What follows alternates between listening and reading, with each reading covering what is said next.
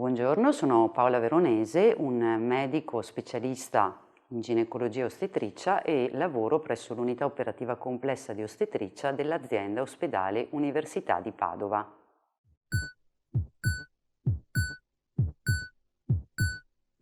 Con i termini diagnosi prenatale intendiamo tutti quegli accertamenti che la coppia può effettuare nei vari trimestri di gravidanza e che hanno l'obiettivo di identificare il nascituro con anomalia congenita. Può trattarsi di un'anomalia genetica oppure di un'anomalia malformativa. Le anomalie genetiche che in genere vengono ricercate nel primo trimestre sono le anomalie del numero di cromosomi. Un individuo definito euploide presenta 23 coppie di autosomi e 2 cromosomi sessuali e diventa quindi un 46XX se è una femmina o 46XY se è un maschio. La più frequente sindrome d'anomalia cromosomica è la sindrome di Down, che è una trisomia 21, dove sono presenti 3 cromosomi 21.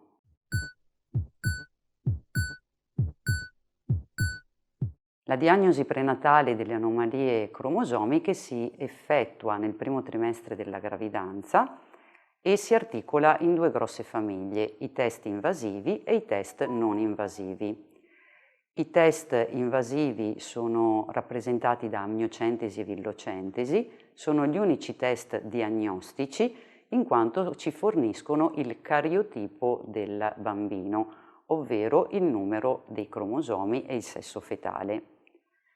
I non invasivi sono invece rappresentati dal test combinato e dal DNA fetale, sono dei test probabilistici ma con sensibilità molto alta e utilizzati nello screening delle anomalie cromosomiche del primo trimestre.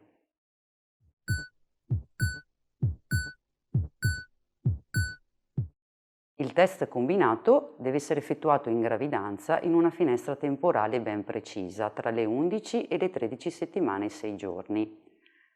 Si definisce combinato perché combina il rischio a priori legato all'età materna con il rischio correlato ad uno spessore aumentato della traslucenza nucale e alla valutazione di 2 analiti prodotti dalla placenta che sono FreeBeta-HCG e PaPei. Con degli algoritmi viene ricalcolato il rischio a priori sulla base del marcatore ecografico e degli analiti e pertanto la gravidanza viene ad essere assegnata in classi di rischio che possono essere un alto rischio di anomalia, un basso rischio o un rischio intermedio. La sensibilità di questo test nell'identificare le anomalie cromosomiche è alta, si attesta intorno all'85% ed è per tale motivo stato inserito nei LEA, nei livelli essenziali di assistenza, ovvero in quegli esami offerti in gravidanza dal Sistema Sanitario Nazionale.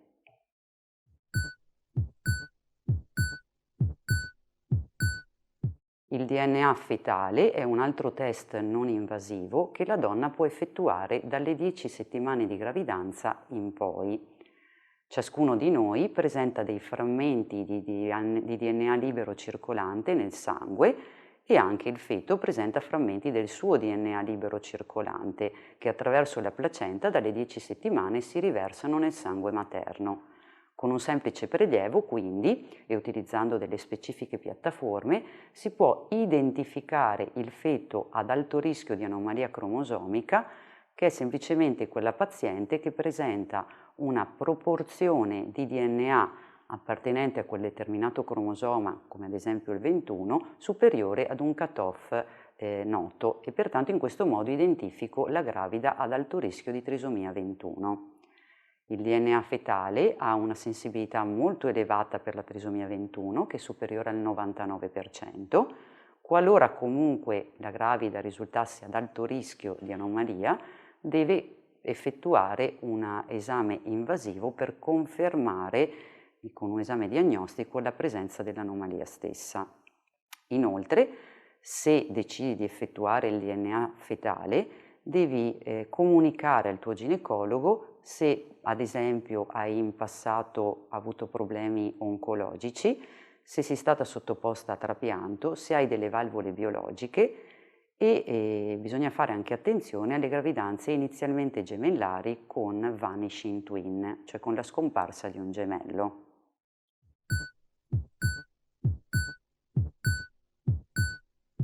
Amniocentesi e villocentesi rappresentano invece i test invasivi in quanto necessitano del prelievo di tessuti fetali. Placenta e feto sono teoricamente geneticamente identici, salvo condizioni rare che si chiamano mosaicismi. Pertanto, prelevando tessuto placentare, come avviene nella villocentesi che si effettua a 12 settimane, oppure liquido amniotico intorno alle 16 settimane in cui ho cellule fetali, posso coltivare questi tessuti e in circa 3 settimane di tempo ottenere il cariotipo del bambino. Questi test vanno riservati alla donna che risulta essere ad alto rischio di anomalia cromosomica e non immediatamente se la paziente ha semplicemente un'età materna avanzata, in quanto sono test che possono essere complicati da un rischio, seppur basso, dello 0,2% di interruzione della gravidanza legata alla procedura. L'amniocentesi può poi essere effettuata anche nel secondo trimestre di gravidanza qualora l'ecografista identifichi un'anomalia congenita malformativa per accertamento.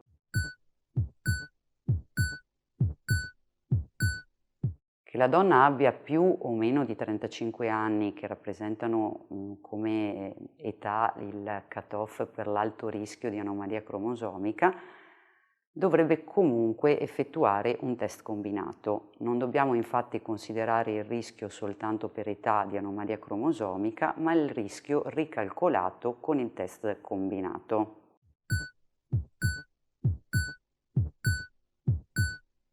Se ho avuto un precedente bambino con una sindrome genetica o con una malformazione, prima di un'ulteriore gravidanza dovrei parlarne con il mio ginecologo curante, il quale valuterà l'invio ad un genetista, in caso di precedente sindrome genetica, per poter valutare l'eventuale rischio di ricorrenza. Qualora vi sia rischio di ricorrenza, può esserci l'indicazione medica a effettuare, se la coppia lo desidera, un test invasivo, in genere una villocentesi, mirata alla ricerca di quella specifica mutazione o microdelezione o anomalia cromosomica. In caso di precedente malformazione, invece, devo informare comunque il ginecologo. Non è detto che debba effettuare test invasivi, ma dovrò sicuramente effettuare una valutazione anatomica precoce, intorno alle 18 settimane, o un'ecografia di secondo livello del secondo trimestre di gravidanza, cioè una morfologica più dettagliata.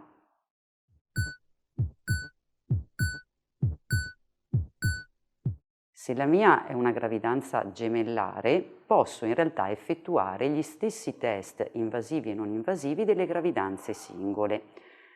Purtroppo l'unica problematica della gravidanza gemellare è che i test non invasivi nei gemelli risultano avere una sensibilità leggermente ridotta, ma è molto importante effettuare soprattutto l'ecografia che precede il test combinato, cioè l'ecografia del primo trimestre con valutazione della plica nucale, perché in quel momento si può andare a valutare in maniera accurata la corionicità, cioè il numero di placente, e capire se la gravidanza è bicoriale o monocoriale, e valutare le pliche, soprattutto nei gemelli monocoriali, perché oltre ad essere un marcatore di anomalia cromosomica, in questi gemelli identificano, se discrepanti, anche un rischio aumentato delle complicanze tipiche della monocorialità.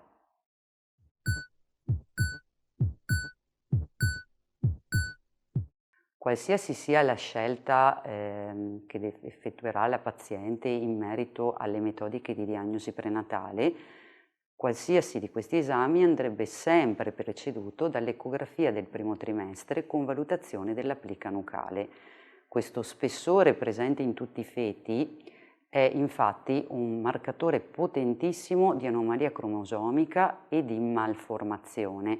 Va effettuato tra le 11 e le 13 settimane e 6 giorni e ci può consentire di identificare nell'immediato il bambino che sarebbe meritevole di approfondimento. Non esiste un valore ideale di plica nucale, ma esistono dei valori che rappresentano un campanello d'allarme, che sono i 3 mm e i 3,5 mm.